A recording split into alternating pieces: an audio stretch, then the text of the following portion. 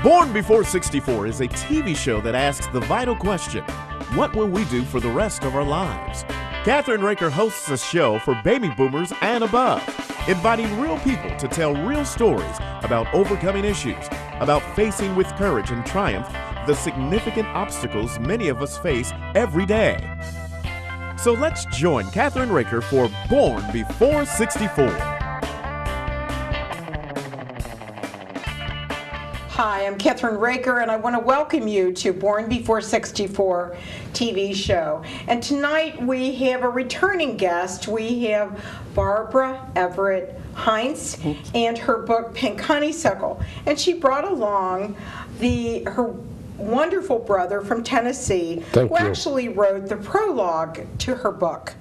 And it's really the story of their lives, in a sense, all the way through the book. And I want you to tell me, Barbara, to start off with, I want to welcome you to our show. Thank you. And I appreciate you driving all the way from Tennessee. From which part of Tennessee? Winchester, which is roughly about 90 miles southeast of Nashville. And you've been there how long? Almost 10 years now. And what did you do? Did you retire, or are you still working? No, I retired a machinist from a company in Illinois. Wow. So what do you do in your spare time now, Robert, right? No. But you could. I could. The wife and I enjoy going for long rides in the country, and we do a lot of work with the computer, and whenever there's a good TV program, we watch it. Watch it, right. I want to ask Barbara, was this a surprise for him to offer to do the prologue? I will say that it was maybe a little surprise, except my brother is so generous and tells such wonderful stories that it made me really happy that he wanted to be a part of the project to do Pink Honeysuckle. Okay. Now, when you read Pink Honeysuckle, when you finally got the final copy, what did you think? Well, knowing what was there, I was proud of the end result, you know, for until I actually seen the book after it had been printed, and all the errors and all that was taken out, but I was proud of the end result. I thought we'd done a pretty good job. Well, you know that, Barb, don't you want to make this into a movie, or you want to do something more with it? Because I think seeing is believing sometimes, and I think that your story needs to be told. I think that she's done something that's so important for the women and men of Appalachia. She's really telling their story like nobody else has. I would like to see at least a small documentary. Right. And would you be in it? Would you be in it? I would, if they would let me tell it the way it actually was, as I remember it being. As you remember it being. Well, that's what usually a documentary is all about, is telling the story from the time that when you were young. And I have 3 documentarians that I work with that are some of the best. I've been fortunate, Robert, that I belong to Women in Film and Video out of DC, Washington, D.C., and I've met some of the top people that will really make you feel very comfortable, and I know they will make your sister comfortable too. Well, see, a lot of people from our area, they'll try to fantasize that life was better, and they don't want to admit how they had to live and all that. And I like to see or hear things like they actually were. Right. If it was hard, tell it like it is, you know. I mean, it wasn't easy. Have you seen the television show that we did with Barbara? Yes, ma'am, I have. And what did you think of that? I thought, I enjoyed it. I thought it was good. Because I think she told the real truth, right? Yes, she did. And life in that time could be harder on women than men. For I remember as a youngster looking at women that were 30 years old, and I'm thinking, these women are old, but they weren't old. They was tied down into a house with 3 and 4 or 5 kids, and they didn't have many facilities, and they was just work to, there was nothing left for them to give. Where young men, in turn, they could, some of them went in the Army, they could go to the factories to work, some of them went north and all that, and the men didn't age as bad as the women did, especially then. Now, Barbara, you have young memories of what it was like.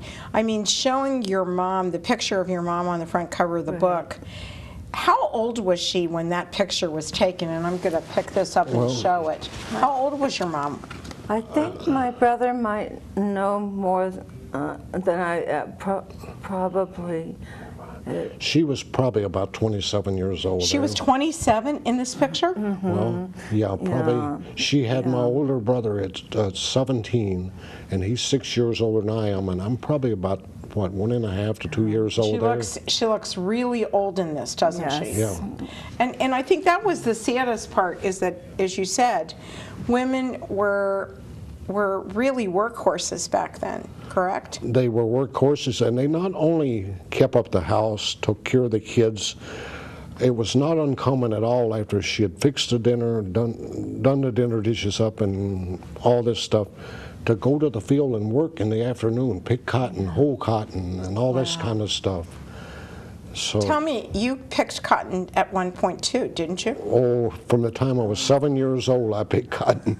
Let me ask this question, and I've never picked cotton before. I mean, I've picked crops before, because when I was young, my grandparents had not a farm, but they had a big vegetable garden. Cotton's tough to pick, isn't it? It's tough on the back, it's tough on the knees, and tough on the hands, and in cold weather, it's really hard on hands.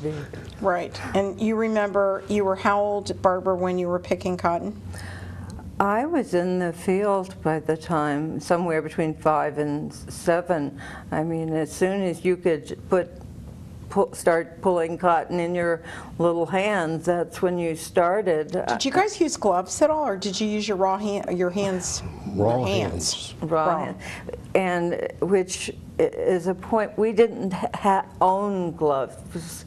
I think we thought gloves were something on television. We didn't know about gloves, really. Right, because people don't realize how little you had. Do you remember when your mother went, now your dad, you remember when your mom went to work in the cotton fields? Why did she have to do that? Was there a reason why, do you remember? In the cotton fields, yes. We couldn't hire help for lack of money to help get the cotton in or what have you, and you just needed as much help in a short period of time as you could get to get it out of the fields before the weather turned bad. How long does it take before it starts going bad? If you haven't got it in by, at that time, by middle or toward the end of November, you had to really, they did what they call pulling bows in. They didn't pick it, they just went out there and started grabbing.